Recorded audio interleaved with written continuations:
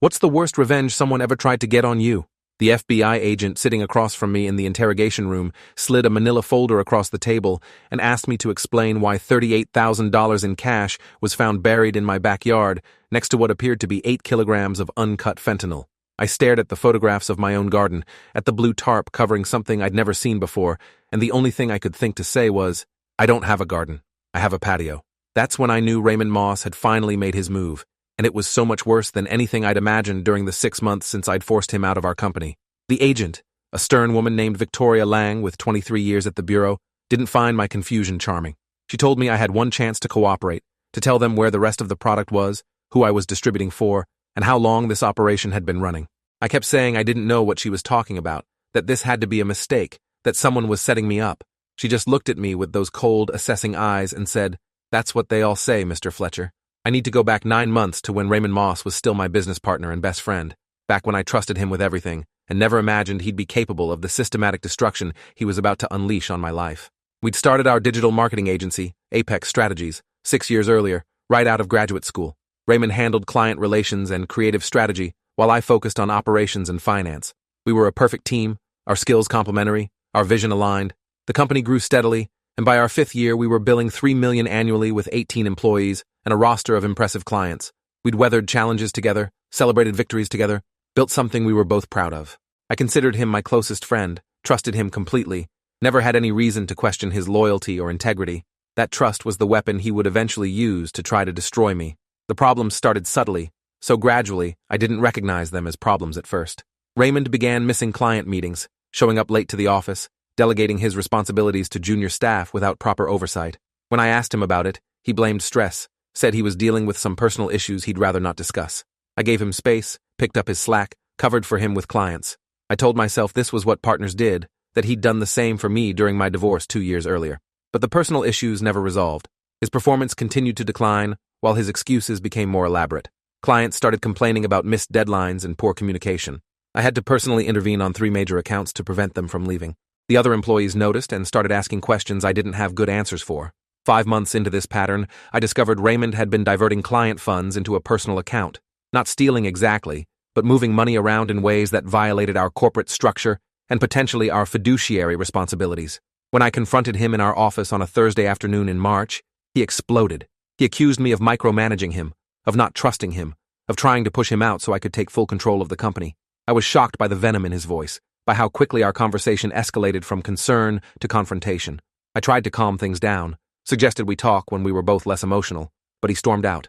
He didn't come back to the office for 3 days, during which time I consulted with our corporate attorney, Diana Crawford, about what options we had. If you are enjoying this story already, please subscribe to see more stories like this. Diana was a corporate law specialist with 19 years of experience, most of it spent handling partnership disputes and business divorces. She reviewed our corporate documents, examined the financial irregularities I'd discovered, and told me bluntly that Raymond was in breach of our partnership agreement. She recommended we offer him a buyout, give him a fair price for his equity stake, and part ways before things got uglier. When Raymond finally returned to the office, I presented him with the buyout offer. The number was generous, probably more generous than he deserved given the circumstances, but I wanted this to end amicably. I still cared about him as a friend, still hoped we could find a way to preserve some remnant of our relationship, even if we couldn't continue as business partners. He looked at the paperwork for maybe 30 seconds before he tore it in half and threw it at me. He told me I'd regret this, that I had no idea what I was doing, that I'd just made the biggest mistake of my life. Then he walked out. The legal battle that followed was brutal and expensive. Raymond contested the buyout, claimed I was forcing him out unfairly, demanded a full forensic audit of the company's finances. He hired an aggressive attorney named Gregory Samuels, who specialized in scorched earth litigation tactics. For 3 months, we were buried in depositions and document requests and court filings. Diana handled everything professionally, but the stress was crushing. I was running the company alone now, trying to keep clients happy and employees calm while spending hours each week dealing with legal proceedings. The financial strain was significant too. Legal fees were approaching $80,000, and we weren't even close to resolution. Finally, the judge mediating our dispute strongly recommended we settle. Raymond agreed to a buyout that was actually less than my original offer, but by that point, I just wanted it over. I paid him, he signed the paperwork transferring his shares to me, and on a Friday in June, he walked out of Apex Strategies for the last time. I thought that was the end of it. I thought once the money transferred and the legal documents were signed, Raymond would move on with his life, and I could rebuild the company in peace. I had no idea he'd spent those 3 months of litigation carefully studying every aspect of my life, identifying vulnerabilities, and constructing an elaborate plan to destroy everything I'd built. The revenge he had planned was so methodical, so comprehensive, that by the time I realized what was happening, it had already metastasized through every corner of my existence. The first indication came 2 weeks after the buyout finalized. I arrived at the office Monday morning to find emails from 3 of our biggest clients terminating their contracts effective immediately. No explanation, no warning, just professional but cold notices that they were moving their business elsewhere. I called each of them personally, trying to understand what had happened, if there was anything I could do to change their minds. The conversations were uncomfortable and illuminating. Each client told me essentially the same story. They'd been contacted by Raymond, who informed them that he'd left the company due to serious ethical concerns about how I was running the business. He suggested they might want to reconsider their relationship with Apex Strategies, given the financial irregularities and potential legal issues I was facing. He didn't make specific accusations, nothing actionable, just insinuations delivered with concern and professional courtesy. He'd poisoned the well perfectly, planting doubt without saying anything he could be sued for. When I tried to explain that Raymond had been bought out due to his own misconduct, that his allegations were baseless and retaliatory, they were polite but unconvinced. The damage was done. Those 3 accounts represented 38% of our annual revenue.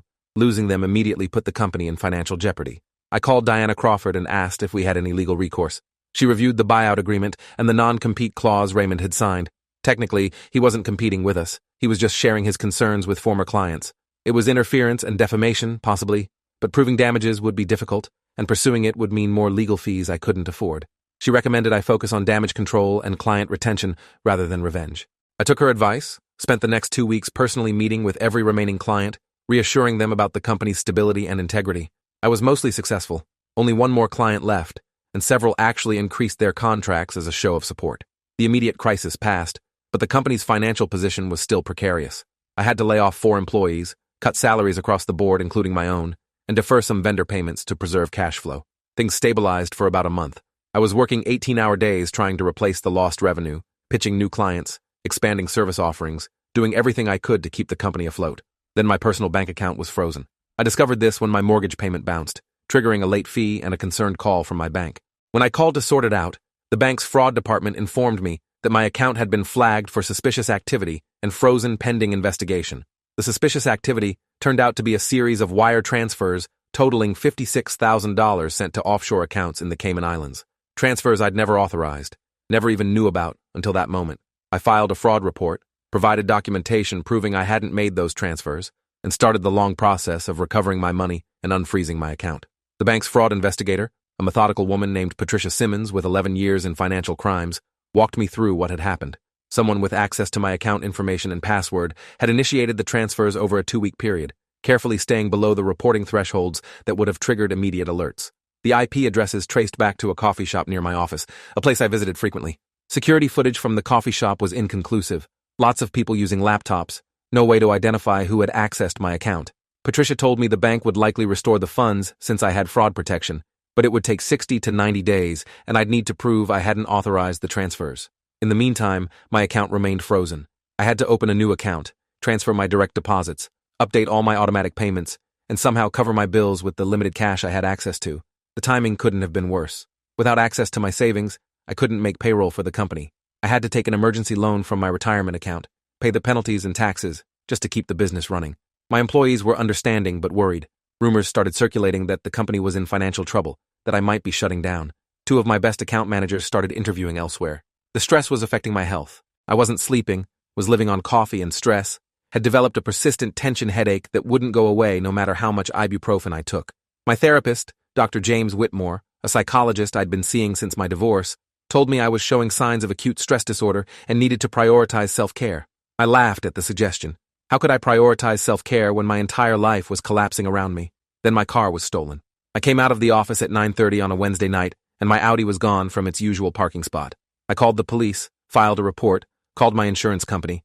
The investigating officer, a young cop named Daniel Foster, took my statement and told me car thefts were common in the area, that they'd put out an alert, but recovery rates weren't great. My insurance would cover the loss, but I'd be without a car for weeks while the claim processed. I rented a vehicle in the meantime, another unexpected expense. 3 days later, my car was found abandoned in a residential neighborhood 15 miles away. It had been stripped, windows smashed, interior torn apart. But here's the interesting part. Nothing valuable had been taken. The aftermarket stereo system was still there, the expensive toolkit in the trunk untouched. What was missing were documents, personal files I'd kept in the car, copies of business records, old tax returns, financial statements. Detective Foster thought it was odd but couldn't explain it. I was starting to see a pattern. I hired a private investigator, a former cop named Victor Langley, who specialized in corporate espionage and harassment cases. He'd spent 26 years with the police department before retiring and starting his own firm. I told him everything that had happened over the past 2 months. The lost clients, the bank fraud, the stolen car, the strange targeting of my personal information. I told him I suspected Raymond Moss was behind it all, even though I had no proof. Victor listened carefully, took detailed notes, and agreed to look into it. His retainer was $5,000 I couldn't really afford, but I was desperate for answers and for someone to validate that I wasn't being paranoid, that there really was a coordinated campaign against me. Victor started surveillance on Raymond, began tracing the various incidents back to their sources, looking for connections and evidence. While Victor was investigating, things continued to escalate. My professional license was reported to the state board for supposed ethical violations. Anonymous complaints alleged I'd misrepresented credentials, overbilled clients, and engaged in conflicts of interest. None of it was true, but I had to hire another attorney to respond to the board's inquiry and defend my license. The attorney, a regulatory specialist named Kevin Thornhill with 14 years of experience, told me these kinds of anonymous complaints were rarely successful, but still had to be taken seriously.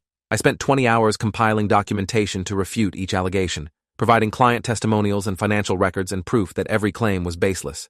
The stress of potentially losing my professional license, the credential I'd worked a decade to earn, was crushing. I started having panic attacks, waking up in the middle of the night with my heart racing and my chest tight, convinced everything was about to collapse. My personal relationships started suffering too. I'd been casually dating a woman named Jennifer for about 3 months. Nothing serious but enjoyable and comfortable. She called me one evening and told me she didn't think we should see each other anymore. When I asked why, she hesitated before telling me someone had contacted her with concerning information about me. Someone had sent her screenshots of supposed text messages where I said degrading things about women, talked about my dates as conquests, bragged about lying to get what I wanted. The screenshots were fake, elaborate forgeries, but convincing enough that she believed them. I tried to explain they weren't real, that someone was trying to sabotage my personal life, but I could hear the doubt in her voice. She said she needed time to think, that this was all too much drama for a casual relationship. I never heard from her again. Victor Langley called me on a Friday afternoon 6 weeks into his investigation with his preliminary findings. He'd been able to trace the bank fraud to a series of VPN connections that masked the true origin, but he'd found something interesting. The offshore accounts that received my money were linked to shell corporations that shared a registered agent with a company Raymond had incorporated 3 months earlier. It wasn't definitive proof, but it was a connection. The license board complaints had been filed from a public library computer, but security footage showed someone matching Raymond's build and clothing style using that computer around the time the complaints were submitted. Again, not definitive, but suggestive. The pattern Victor identified was sophisticated misdirection, always one layer removed from direct attribution, but too coincidental to ignore. He recommended we gather more evidence before confronting Raymond directly or involving law enforcement, because what we had so far was circumstantial. I followed Victor's advice and tried to be patient, but patience was becoming impossible. My company was barely surviving, my personal finances were a disaster, my reputation was under attack, and my stress levels were approaching dangerous territory. Dr. Whitmore started suggesting medication for anxiety, said my body couldn't sustain this level of cortisol indefinitely without serious health consequences. I resisted because I wanted to stay sharp, stay focused, but I was starting to think he might be right. Then, the anonymous tip to the DEA happened, and everything exploded in a way I never could have anticipated. The tip alleged that I was using my digital marketing business as a front for drug distribution, that I was receiving shipments of fentanyl through my business address and storing them at my residence. The allegation was so absurd, so far beyond anything resembling reality, that I almost dismissed it as another nuisance complaint that would be quickly disproven. I was wrong. The DEA took the tip seriously, obtained a warrant based on information from a supposedly credible confidential informant, and raided both my office and my home on a Wednesday morning at 6 a.m. I woke up to federal agents in tactical gear surrounding my house, shouting commands, demanding I come out with my hands visible. I complied in my pajamas, was handcuffed and placed in a police vehicle while they searched my property. At the office, employees were evacuated while agents tore through files and computers. The humiliation was total. My neighbors watched federal agents search my home. My employees saw me being questioned by DEA agents. The local news picked up the story and ran with it. Local business owner investigated in major drug operation. My name, my photo, my company, all splashed across the evening news with allegations of drug trafficking. The search of my office turned up nothing because there was nothing to find. But the search of my home found the drugs and cash buried in my backyard, exactly where the anonymous tip said they'd be. Except I didn't have a backyard. I had a small patio with potted plants. The house next door, which shared a property line with mine, had the backyard. The address on the warrant was technically correct, but the actual dig site was on my neighbor's property, not mine. That distinction would prove crucial, but in the moment, as Agent Victoria Lang showed me photographs of contraband found near my property, all I could think was that Raymond had finally found a way to put me in prison. The setup was elaborate and nearly perfect. If not for the property line technicality, I would have been arrested that day and charged with drug trafficking. Diana Crawford called her colleague who specialized in criminal defense, an attorney named Richard Hayes, with 31 years of experience, including 15 as a federal prosecutor. Richard met me at the federal building where I was being held for questioning and immediately demanded to see the warrant and the evidence collection logs. When he saw that the actual dig site was on the adjacent property, he pointed this out to the agents. There was confusion, verification of property records, hasty consultations with prosecutors. The DEA had executed a warrant on the wrong property, which meant any evidence collected was potentially inadmissible. Richard pushed hard, argued that I was being set up, that the tip was fabricated, that someone was framing me. The agents were skeptical, but the property line issue gave them pause. They released me, but made it clear the investigation was ongoing, that I shouldn't leave the area, that charges were still possible. Richard recommended we go on the offensive immediately. We filed a motion to suppress any evidence collected from the botched warrant, submitted a formal complaint about the investigation to the DEA's Office of Professional Responsibility, and hired a forensic team to examine the dig site on my neighbor's property. My neighbor, an elderly widow named Grace Thompson, was horrified to learn her yard had been used as a drug cache. She'd been in Florida visiting her daughter for the past 3 weeks, which explained why she hadn't noticed someone digging in her garden. Richard arranged for a forensic examination of the burial site, brought in specialists who could analyze soil disturbance patterns and timeline the excavation. The forensic team, led by a PhD soil scientist named Dr. Rebecca Stone, determined the hole had been dug approximately 10 days earlier, long after the anonymous tip had supposedly been received by the DEA. The timing didn't add up unless the tipster had planted the evidence themselves. Victor Langley, working parallel to the criminal defense team, finally got the breakthrough we needed. He'd been monitoring Raymond's activities and noticed he'd rented a storage unit under a false name 6 weeks earlier. Through some creative investigation methods Victor declined to specify, he obtained access to security footage from the storage facility. The footage showed Raymond moving bags and containers in and out of the unit, including a suspicious trip on the same day the drugs were later found buried in Grace Thompson's yard. Victor brought this to Detective Andrea Sloan, a police investigator he'd worked with during his years on the force. Detective Sloan was a 20-year veteran of the narcotics division, and she was intrigued by the pattern Victor had identified. She began her own investigation into Raymond, examining his finances, his communications, his movements over the past several months. If this story keeps your interest, please subscribe to get more stories like this. What Detective Sloan uncovered was damning. Raymond had been methodically building his revenge plan since the day I'd presented him with the buyout offer. He'd purchased burner phones, opened shell companies, hired hackers to access my bank accounts, cultivated relationships with criminals who could provide drugs and execute complex frauds. He'd spent over $90,000 of his buyout money on this campaign of destruction, had devoted months to studying my life and finding ways to dismantle it piece by piece.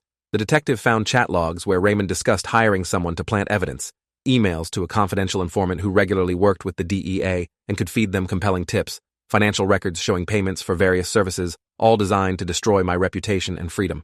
It was comprehensive, methodical, and absolutely chilling in its scope and dedication.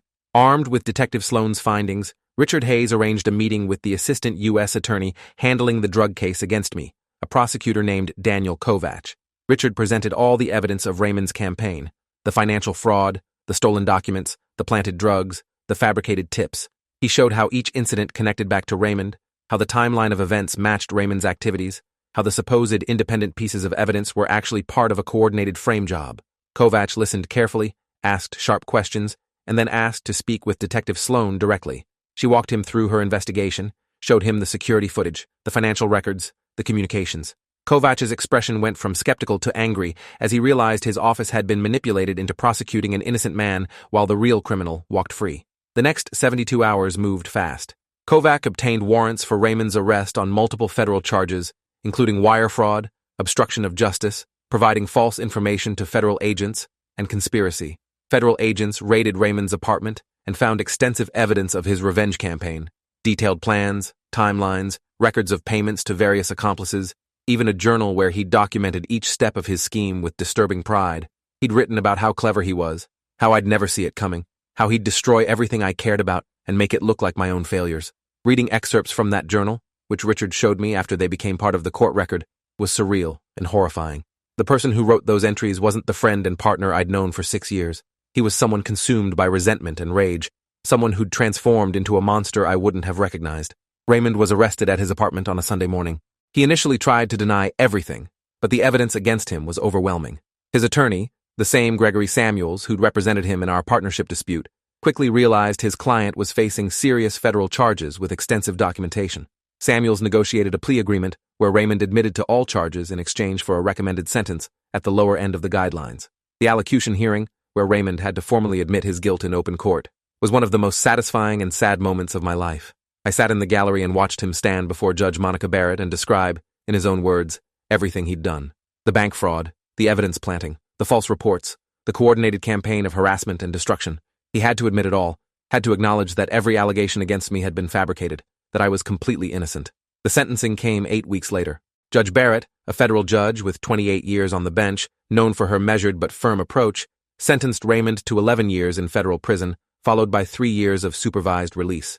She also ordered him to pay full restitution for all damages, a sum that exceeded $300,000 when you factored in my legal fees, lost business revenue, damage to my credit and reputation, and the costs of defending against his false allegations.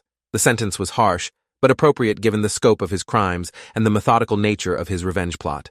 As Raymond was led out of the courtroom in handcuffs, he looked at me for the first time since his arrest.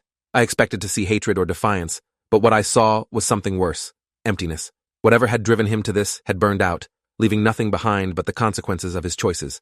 The aftermath was complicated and slow. The DEA formally closed its investigation into me and issued a letter clearing me of any wrongdoing, though that letter couldn't undo the news coverage or the damage to my reputation. Several clients who'd left based on Raymond's allegations reached out to apologize and discuss returning, though some were lost permanently.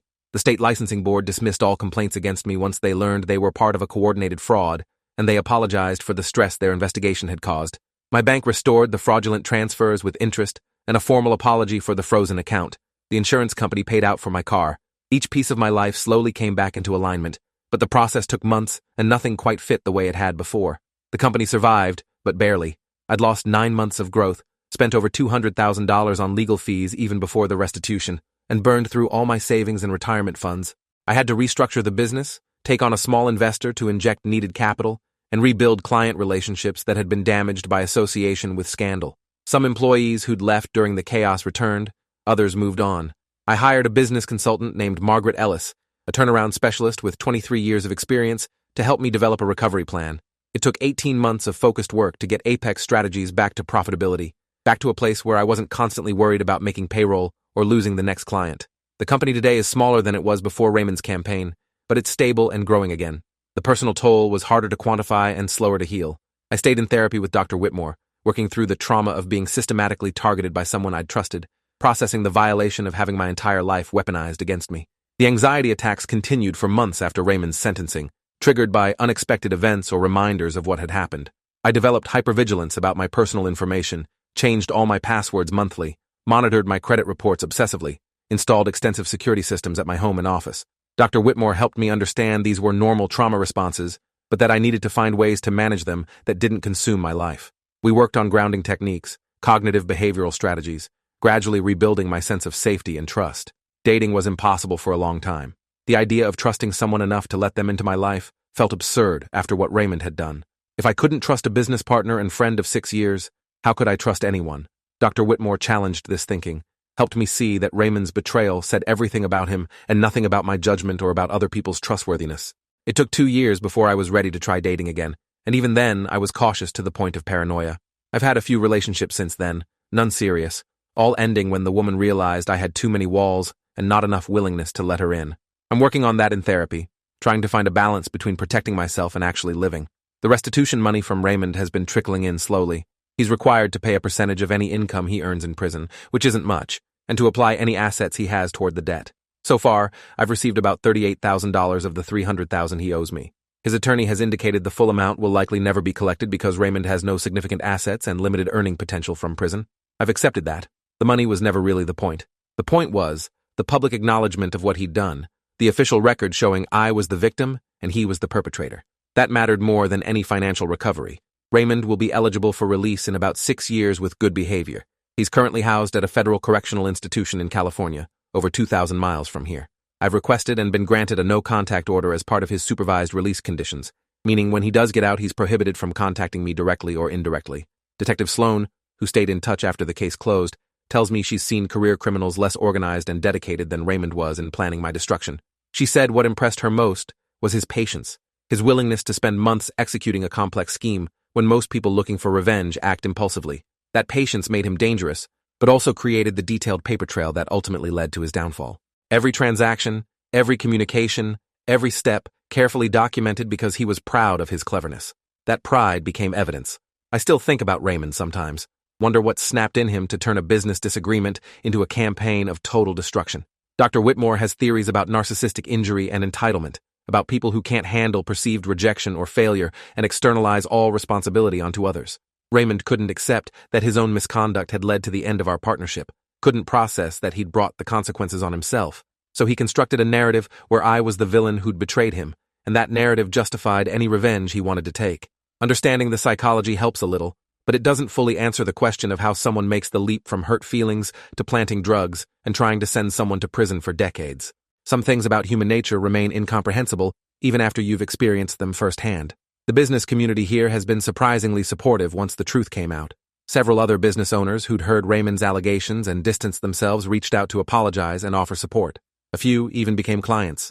The local business journal ran a feature story about what happened, framing it as a cautionary tale about partnership disputes and the importance of proper corporate governance. I participated reluctantly, giving interviews I didn't really want to give, but my attorney thought the publicity would help rebuild my reputation. He was right. The story got picked up regionally, then nationally, as an extreme example of corporate revenge gone criminal. For a few weeks, I was doing radio interviews and podcast appearances, telling the story over and over until it started to feel like something that happened to someone else. The attention was exhausting, but effective. New clients reached out, old clients returned, and Apex Strategies began to recover its market position. I've become something of an advocate for better business partnership structures and dispute resolution mechanisms. I speak occasionally at business schools and professional conferences about what happened, using my experience as a teaching example. The core message is always the same. Get everything in writing, maintain clear boundaries between personal and professional relationships, and have exit strategies built into your partnership agreements from day one. I talk about red flags to watch for in partners, the importance of financial oversight and accountability, and the reality that even people you trust completely can change in ways you don't anticipate. Students and young professionals seem to appreciate the honesty, the willingness to admit I made mistakes in how I structured the partnership and how I handled Raymond's early warning signs. If my nightmare can prevent someone else from experiencing something similar, that gives it meaning beyond just my personal trauma. The house where the drugs were planted has been sold. I couldn't stay there, couldn't walk through my living room without thinking about federal agents in tactical gear searching through my belongings. Grace Thompson, my neighbor, passed away last year, and her daughter sold the property. The new owners have no idea about the history, about what was buried in that backyard and what it represented. I bought a condo across town, a second-floor unit with good security and no shared property lines. It's smaller than the house, but it feels safe, and that matters more than square footage. I've slowly made it mine, decorated it in ways that have nothing to do with my old life, created a space that exists entirely in the aftermath rather than before. Dr. Whitmore calls this healthy boundary setting, this choice to leave physical spaces that carry too much trauma. Sometimes the best healing comes from simply walking away and starting fresh somewhere else. Apex Strategies celebrated its 8th anniversary last month. We're approaching $2 million in annual billings with 12 employees, not quite back to where we were before everything happened, but stable and growing. I own the company outright now. No partners, no one to worry about or navigate conflicts with. It's lonelier this way, making all the decisions alone, but it's also simpler and safer.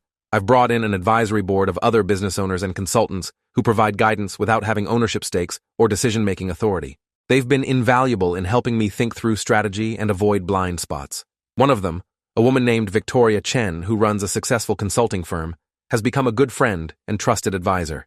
She knows the whole story and has helped me think through how to build a company culture that prioritizes transparency and ethical behavior. Trust doesn't come easy for me anymore, but I'm learning to extend it cautiously to people who've earned it. The worst revenge someone ever tried to get on me cost him 11 years of his freedom, $300,000 in restitution, and his entire future. It cost me 9 months of hell, most of my savings, my sense of safety, and relationships and opportunities I'll never get back. Neither of us won. Raymond's in prison, and I'm still cleaning up the wreckage he left behind. But I'm still here, still running my business, still building a life worth living. He tried to destroy me and he failed. That has to count for something. Every morning I wake up in my condo, make my coffee, and head to my office knowing that I survived the worst someone could throw at me and came out the other side. Some days that feels like victory. Other days, it just feels like survival. But either way, I'm still standing and he's behind bars. The truth did what I couldn't do myself. It exposed him, stopped him, and ensured he'd face consequences proportional to the destruction he tried to cause. I didn't need to seek revenge. The evidence spoke for itself, and justice, imperfect as it is, actually worked. That's the ending Raymond's journal never anticipated, the one where his meticulous documentation became his confession, and his cleverness became his downfall. If you enjoyed this, you'll definitely want to see the next ones too. So subscribe now and let me know your take in the comments.